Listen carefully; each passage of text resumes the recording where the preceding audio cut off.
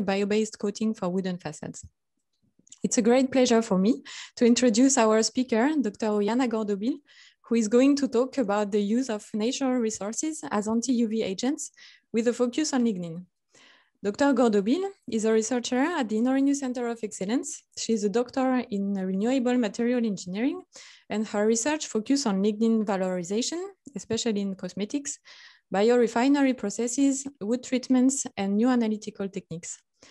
During the presentation that will be recorded today, you can send your questions in the chat on the right of your screen, and I will read them to Dr. Gordobil at the end of her presentation. If we do not manage to reply to all of them, we will come back to you by email in a couple of days. So now let's talk about anti-UV agents. Dr. Gordobil, you can start. Okay, thank you, Leticia, for your introduction and also for the invitation to participate in this webinar. It is a really pleasure to be here to talk about my research topic. So I think we can start. I hope everyone can see well my screen. So today we are going to talk about natural resources as anti-UV agents. And for that, oh, come on.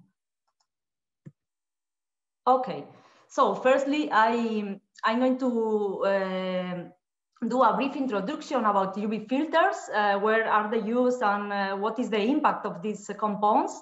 I would like to also to mention which is the research challenge in this field. Then I'm going to talk about the lignin as biosource alternative to UV filters. I'm going to show you how is the current results around it. I would like to show you the potential of lignin, but also the main limitations. And to finalize, I will do some concluding remarks. So we are going to start with the UV filters. We have two types of UV filters in the market. The first one are inorganic UV filters, which are physical UV filters because they work by reflecting and scattering the UV radiation. So usually are metallic oxides like zinc oxide and titanium dioxide. And in the other hand, we have organic UV filters, which are chemical UV filters. And these chemical molecules work by absorbing the UV radiation. They experience some chemical reaction and to dissipate this absorbing energy. So we have different classes of organic UV filters, as I try to list some of the most common. And as you can see, the chemically they are quite similar because they have in general single and multiple aromatic structures with conjugate double bonds, carbon-carbon double bonds, and carbonyl groups. They have different physicochemical properties and solubilities, but the main difference between them is their photostability and the UV range where they work. Some of them are useful for to protect the UVB range, and others UVA range. So that's why they are usually used in combination in the final product. So nowadays, these compounds are widely used in several sectors in order to prevent the photodegradation of products and prevent the discoloration and loss of other type of properties. For example, they are widely used in plastics, especially which are for exterior uses, also in packaging and agriculture films. Also in paints and adhesives are widely used. In the textile sector is now becoming more and more popular, especially in technical clothing, which are designed for outdoor activities like running or hiking or other type of activities. Also, they are incorporating good coatings to improve the good durability during the service life. Also in some components and coatings in the automotive sector, and finally are common ingredients also in personal care and cosmetic products. So I would like to highlight that the personal care market is one of the biggest consumer of UV filters nowadays. As you can see, this market is largely driven by skincare and cosmetic products, which are common products that we use every day. And I would like to say also that initially UV filters, when they were developed, they were just incorporating sunscreen formulations, but nowadays, due to the awareness of the damaging effect of the sun, they are incorporated to almost all type of personal care products, like moisturizing creams, after-shave products, body washes, shampoos, and makeup, and so on. So regarding the regulation of these compounds or the legal status, I have to say that it differs a lot from country to country. For example, in Europe, these compounds are regulated as a cosmetic ingredients or as cosmetic products, and 26 are allowed here in Europe. One of them is inorganic UV filter titanium dioxide, and the other 25 are organic UV filters or chemical UV filters. However, in the case of USA, for example, the regulation is more strict, and they regulate these compounds as over-the-counter drugs, and only 16 are allowed, being only 8 of them used in Europe. So as a curiosity, I want to mention that, for example, in Hawaii, they have already banned some chemical UV filters like benzophenone 3 and octocrylene because their potential bleaching effect on corals. And also in Europe, there are some chemical UV filters which are included in a list of substances of very high concern and are going to be evaluated in coming years. So, but the main problem of these chemical compounds is that as a result of the regular use of personal care products, these compounds are continuously released to the environment. And it is a serious problem because I mean, there are some recent studies which prove the presence of these compounds in seawater, in rivers, in wastewater, and even in drinking water. So the problem is that these compounds have a bioaccumulative effect. So they tend to accumulate in sediments in the environment, but also in living organisms like aquatic biota and humans. So we are totally exposed to these chemical pollutants. Firstly, by oral intake, because we can take contaminated food and water, but also because of percutaneous absorption, because some of these molecules are able to penetrate in the skin. And as I said, they have bioaccumulative effect and also in human fluids and tissues. And I would like to tell you that some very recent studies have demonstrated the presence of these compounds in urine, in semen, in bloodstream, and also in breast milk. And it is quite concerning because they have an hormonal activity, so they can cause adverse effects on the fecundity and reproduction in several organisms. And just also say that also the maternal transfer in human dolphins and birds was evidenced recently. So in this context, what is necessary is the development of an innovative, environmentally friendly and safe biosource alternative. And therefore, natural active ingredients like polyphenols are gaining more and more attention recently. This class of compounds, polyphenols, are widely distributed in food plants, like fruits, vegetables, flowers, also in bark, and also in agricultural residues, we can find interesting polyphenols. But the main drawback of these compounds is that they have poor photostability, and also the extraction from the raw materials is still quite expensive. And that's why the commercial production is limited. But what is the most abundant polyphenolic compound present in nature? We have lignin. Lignin is the most abundant aromatic compound present in nature. It is present in lignocellulosic biomass as a structural component of the cell wall of the plants. And chemically, this compound is an amorphous polymer made from the random polymerization of 3 phenylpropane units, which are serine, Y-acyl, and p-hydroxyphenyl units. These monomeric units are linked to each other through carbon-carbon and ether bonds. And in the chemical structure, we can find several functional groups also, like phenolic and aliphatic hydroxyl groups, carbonyl and carboxyl groups, and also methoxys. The main drawback of lignin is its high chemical variability, because the chemical structure of lignin is highly dependent on the origin, but also on the fractionation technology. But why lignin is so interesting? Firstly, it is because it is an available renewable source, but it is also produced as an industrial byproduct from the kraft pulping operations. Kraft pulping process is the most widespread method to produce or to manufacture cellulose pulp, and it managed around 85% of the market and produced more than 50 million tons of kraft lignin as a byproduct.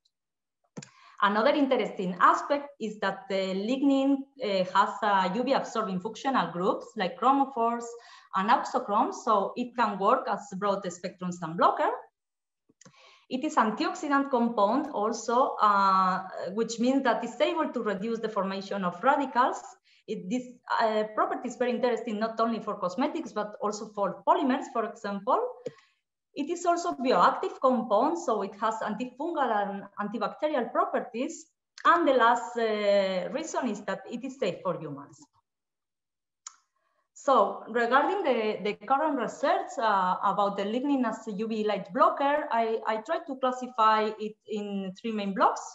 The first one is related to the composites and polymers, and here lignin was studied as an additive in several natural and synthetic polymers like polypropylene, PLA, and other type of polymers, providing a good UV protection, and also especially in the UVB range, and also good antioxidant capacity. In the field of coatings and wood treatment, also lignin was studied for this purpose, and it shows that it can provide a good photostability to the material. And in the last block, we have sunscreen formulations. And here I would like to go a little deeper, show you how lignin works in sunscreen formulations, show you some interesting findings about lignin in this field, and also some technical limitations, and finally show you which strategy we can follow to overcome these limitations. So recently, lignin was evaluated as an ingredient in sunscreen formulations, and for that, lignin-based sunscreen were prepared by adding lignin in different concentrations to a pure cream without sun protection factor. And in this, to evaluate the effectiveness of lignin in sunscreen formulation, we need to calculate the sun protection factor. It can be done using an in vitro test, which consists of spectrophotometric measurements of the product, which is applied on a solid substrate that simulates the skin. So we can calculate the sun protection factor using the following equation from Diffey and Robson, which is related to the erythemal spectral effectiveness, the solar spectral irradiance, and the ratio of the reference with the signal of our sample. So here we can see an example. As you can see, the pure cream has no absorbance in the UV range. However, the addition of lignin, as you can see, decreased the transmittance of the sample, which results in a sun protection factor. Moreover, we need to evaluate if lignin is effective also against UVA radiation. So for that, we have two parameters. The first one is UVA-UVB ratio, which can be calculated using the following equation. And the values are classified according to the Woods star label system. And to have good UVA protection, the value should be higher than 0.4, 0.6. Then we have also the critical wavelength, which is defined as the wavelength at which the integral of the spectral absorbance curve reaches 90% of the integral from 290 to 400 nanometers. And it is very easy to understand looking at these two figures. In the first one, we have a typical UVB sunscreen with a critical wavelength around 328 nanometers. And in the second picture, we have a broad spectrum sunscreen with a critical wavelength of 380 nanometers. So To have an optimal UVA protection, we must have a critical wavelength higher than 370 nanometers. So here I tried to summarize all the lignin types that were tested in sunscreen formulations. Here we can see that the lignin addition was up to 10%. And of course, it provides some protection factor, as you can see, but it is not as high as recommended officially, which is sun protection factor 50. However, lignin provides broad spectrum sun protection, and according to the Wood's star label system, it provides good and superior protection against UVA radiation, and also it has an optimal UVA protection according to the critical wavelength. I would like to show you also another interesting aspects of lignin in this field. And the first one is that the sun protection factor of the commercial sunscreen lotions increase with addition of lignin. Here we can see sun protection factor of 50, a commercial cream with sun protection factor of 15. We can see how the sun protection factor increase with the addition of organosulf lignin in this case. And it happens because there is a synergic effect between the lignin and chemical UV filters of commercial sunscreen. The second interesting finding is that the UV radiation improves the sunscreen effect of commercial sunscreen when lignin is added.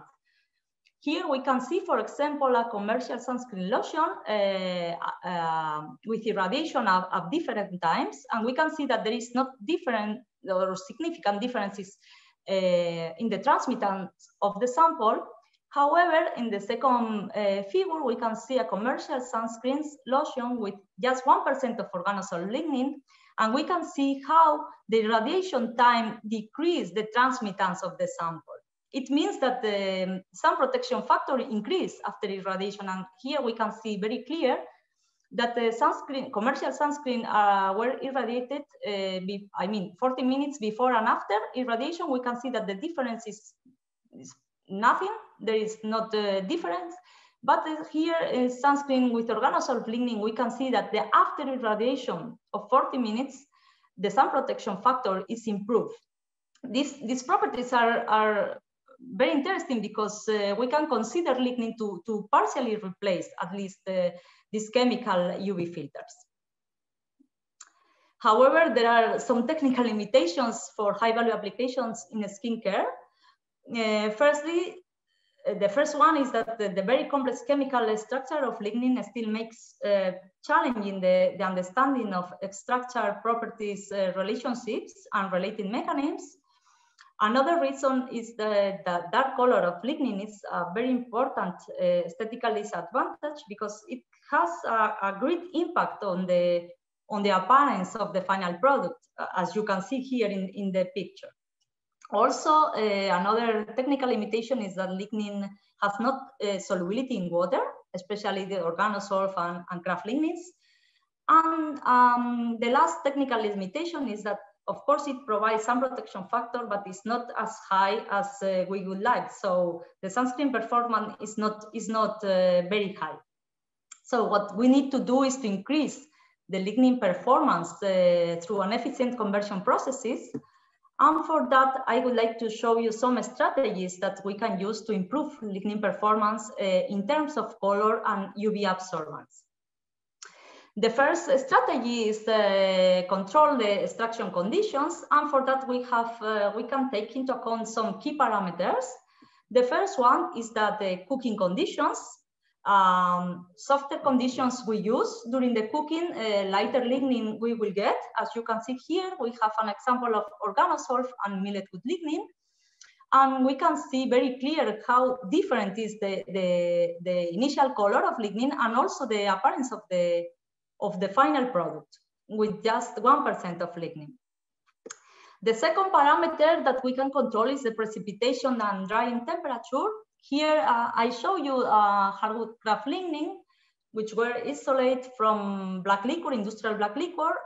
Both lignins came from the same origin. The only difference between them is the drying process. The first one was dried at room conditions, and the second one was dried at 55 degrees. And you can see that the color is super different. And the last parameters are precipitation agent and the pH. Here I show you 3 precipitation agents.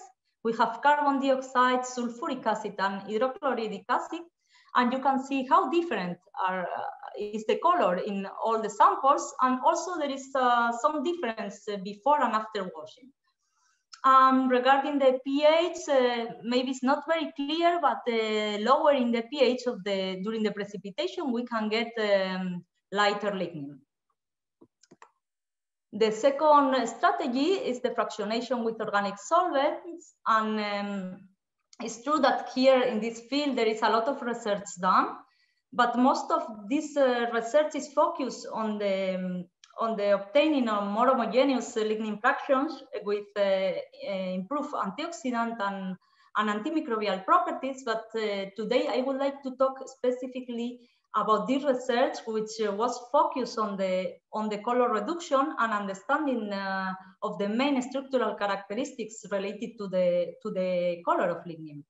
So what they did is the fractionation of eucalyptus craft lignin using a methanol water mixture. And as you can see, they obtain soluble and insoluble fractions.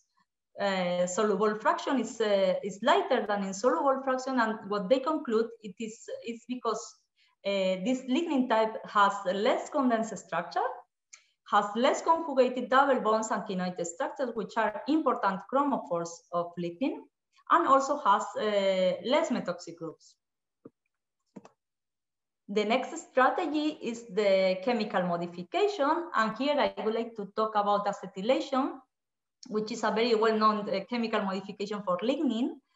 But in this example, we have craft lignin, which was firstly fractionated using the methodology that I showed you in the previous slide with methanol and water mixture, and then was acetylated to further reduce the color.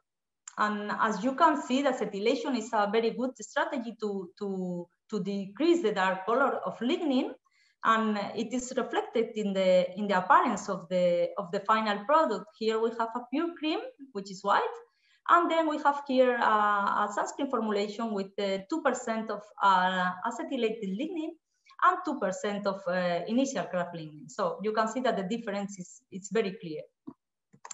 But what happened to lignin when it is acetylated? As you can see here, the UV absorbance decrease after acetylation, and it is because during acetylation the hydroxy groups of lignin are blocked, and these functional groups are important auxochromes of lignin. So finally, what happened is a reduction of the UV absorbance. So we can conclude that acetylation is good for reduction of the dark color of lignin, but it's not good regarding the UV performance. And the final strategy that we can use is the particle size reduction. Here I show you a lignin, which was physically fractionated by mesh screens. And you can see how the smaller particle, the smaller particle size, the lighter color we can get with lignin. And it is also, we can see here in these figures, we can see that the sun protection factor increase inversely with the size of lignin particles. Here in this figure, we have 2 lignin types. The first one is enzymatic hydrolysis lignin, and the second one is organosolv lignin. Here we can see that both types of lignin follow the same trend with the size, but in this case, organosolv lignin results better, with better sunscreen performance than enzymatic hydrolysis lignin. And it is because not only the particle size is important for the sun protection factor, but also there are some groups that positively influence on the UV performance of lignin. And these groups are hydroxyl groups, carbonyl groups, and methoxy groups. So looking at that, we can say that the reduction of particle size to nanoscale, in the case of lignin, is a suitable method to overcome the lignin limitations in terms of color, but also in terms of UV protection. So here, just I would like to highlight some advantages of lignin nanoparticles. They have improved functional properties like antioxidant and antimicrobial in comparison to the raw lignin. We can also better control the lignin morphology by the production of lignin nanoparticles. And also they can be easily modified, which is good because we can increase the range of application of lignin, even give new functionalities to lignin. At nanoscale, lignin can work as an emulsifier, which is very interesting for cosmetic applications. And also lignin nanoparticles show low cell toxicity and lower ecotoxicity than other metallic nanoparticles like titanium dioxide. So just to conclude some remarks, so lignin is a promising natural alternative to chemical UV filters to be used in a wide range of applications, not only in the cosmetics. The morphology control through the particle size reduction to nanoscale seems to be the most suitable strategy to overcome these lignin limitations for cosmetics and personal care products. However, there is still an important gap between the research and the real application, and it is widely related to the lignin standardization and regulation needs. And finally, say that although some recent studies said and suggest that lignin is not toxic, I think more research is needed in order to ensure that it's not toxic for us and it will not be toxic for the environment. So here I let you some of the most relevant references that I use for these presentations. And just I don't want to finish the presentation without share with you that I was recently awarded with the Marie Curie Individual Fellowship Grant for the development of Bioforker project, which is widely related to the topic of today. So this project will be developed at InnoRenew Center of Excellence in Slovenia, and it's going to start in coming months, and it will have a duration of 2 years. Also, I would like to mention that me and my colleague, Dr. Olena Sebastianova from Sweden, we are both guest editors of a special issue of lignin as natural ingredients for cosmetics for the cosmetics journals. And I know that the deadline is very close, but we are going to extend it. So anyone who is interested, you are invited to contribute to your research. And here you can find this link. You can find more information about the special issue. And finally said that we are going to contribute to the special issue. And for that, we have elaborated a survey in order to know and to understand more about the knowledge and the perception of the society in general about bio-based ingredients for skincare products. So we need volunteers to have a representative number of answers for our research. So you are invited to fill out. It is only 10-minute survey, and it will be super useful for us, and your input will support our research and also the development of bio-based sunscreen ingredients. So here I let you the link. It is in English. It could be great if you can share also with your family members, friends, colleagues, and also in your social media. So that's all. Thank you so much for your attention. I hope you like the topic, and also you enjoy the presentation. So any comment, just let me know. Thank you very much, Oihana, for this very nice presentation. And again, congratulations for your Marie Curie Fellowship. It's really a great experience. You will see. Yeah. So if you have questions, you can type them in the chat. I have one question for you. You told us all the parameters that you have studied for the efficiency of towards sun protection factors, such as pH, precipitation agents, temperature, etc. And I was wondering now, what are your next research ideas to improve these sun protection factors? What next parameters you will study?